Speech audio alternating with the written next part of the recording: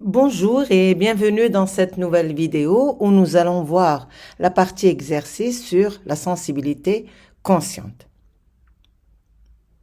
Quel est le rôle des nerfs sensitifs dans la transmission des messages nerveux? Les nerfs sensitifs.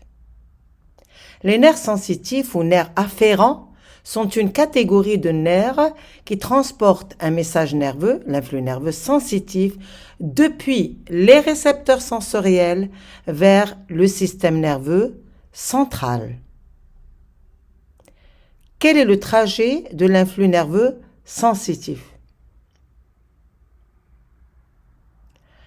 Alors le trajet, il va des organes sensoriels vers le centre nerveux, les aires sensorielles, via un nerf sensitif. Pourquoi dit-on qu'un influx nerveux est centripète?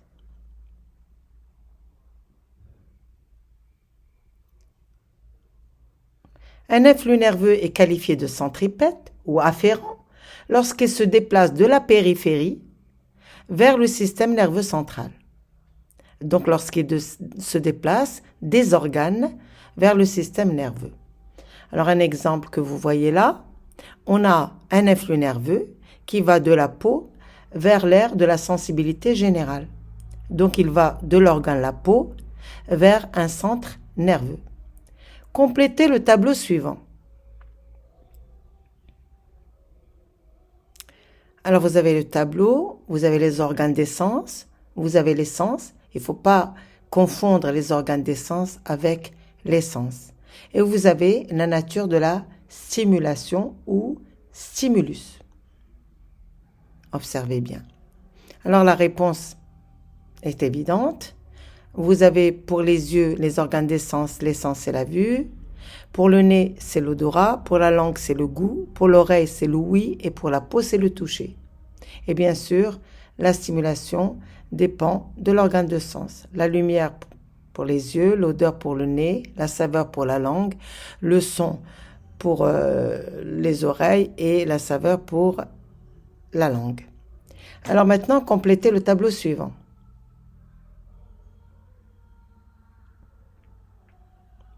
La réponse.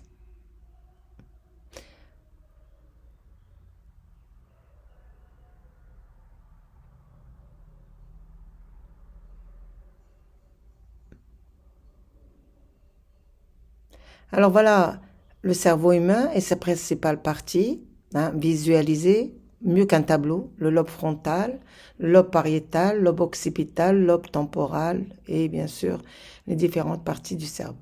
Quel est le rôle des aires sensitives?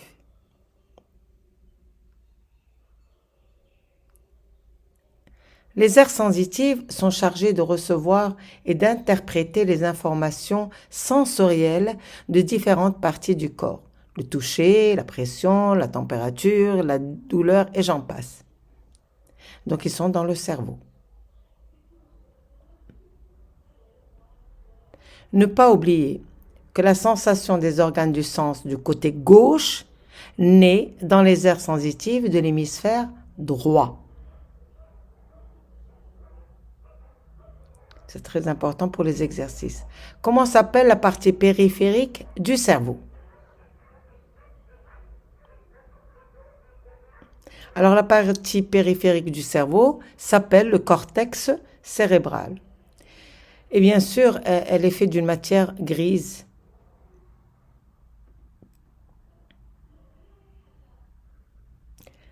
Exercice 1. Ces phrases indiquent des événements qui ont lieu lorsqu'on voit un feu rouge de signalisation. Classez ces événements dans l'ordre. Alors on a A, conduction de l'influx nerveux, B, naissance de l'influx nerveux au niveau des yeux, stimulation du récepteur, analyse de l'influx nerveux.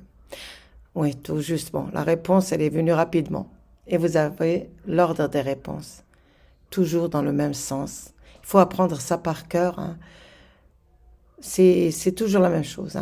Exercice 2. Définir les expressions suivantes. Organe récepteur sensitif.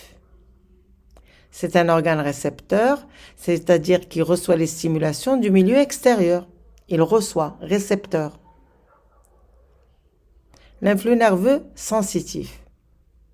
Eh bien, c'est un message électrique qui naît au niveau des organes récepteurs, les organes de sens.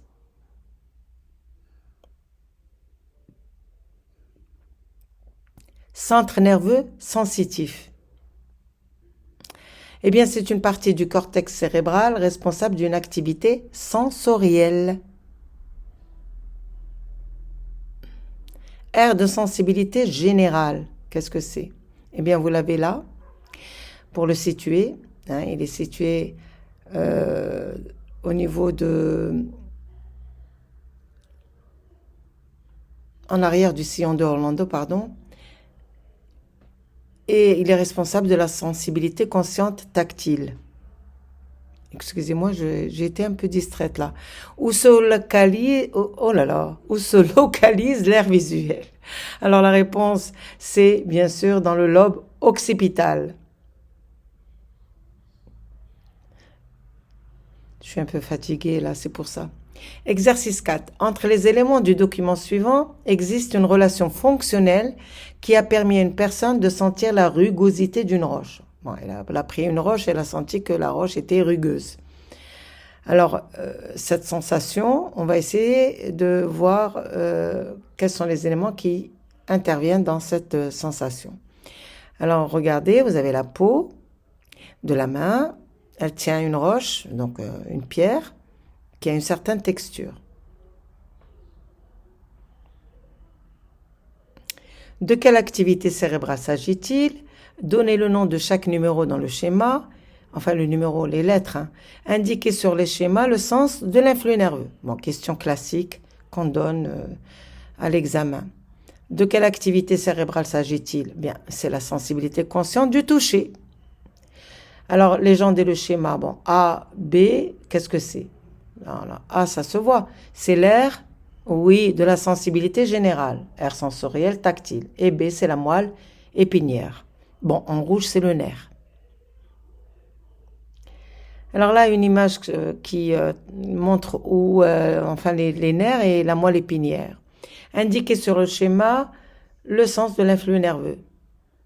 C'est en rose. Ah là là, vraiment, je suis fatiguée. J'espère que c'est la fin. Oh là là. Qu'est-ce qu'il ne faut pas faire pour... Ah, il y a encore un autre exercice. Alors là, moi, je suis fatiguée. Et vous, qu'est-ce que... Je crois que vous êtes plus fatigueux que moi, là. Un patient... Ah, oh, il faut que je retourne en arrière, là. Un patient âgé... Un patient, alors, où est-ce qu'il est? Un patient... âgé de 52 ans, là je vois, présente depuis 2 mois une perte de vision de l'œil droit. Ok. Formuler des hypothèses pour expliquer cette cécité. Alors une perte de la sensibilité. Elle peut avoir de nombreuses causes. Traumatisme, un coup à la tête, tumeur, empoisonnement. Mais il y a une chose très importante que vous devez savoir, c'est que elle résulte nécessairement d'une altération d'un ou plusieurs des organes suivants, mis en jeu dans la sensibilité. Donc, les hypothèses, vous allez les prendre de ça. Les organes sensoriels, les nerfs sensitifs, aires sensorielles, cerveau, moelle épinière. Alors, un des organes est touché et vous avez, bien sûr, une perte de la sensibilité. Donc, les hypothèses vont être tirées de ce schéma. Soit un récepteur, soit un conducteur, soit un centre nerveux qui est touché. Donc, les hypothèses sont, évidemment, allez-y. Voilà, lésion de l'œil droit, lésion du nerf optique droit, lésion du cortex visuel gauche situé dans la région occipitale du cerveau. Alors, pourquoi gauche, quand je l'ai dit, la sensation des organes de sens du côté gauche naît dans les aires sensitives de l'hémisphère droit.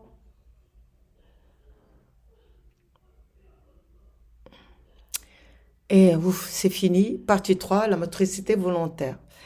Oh, vraiment, j'étais un peu fatiguée aujourd'hui. Allez, au revoir et à bientôt.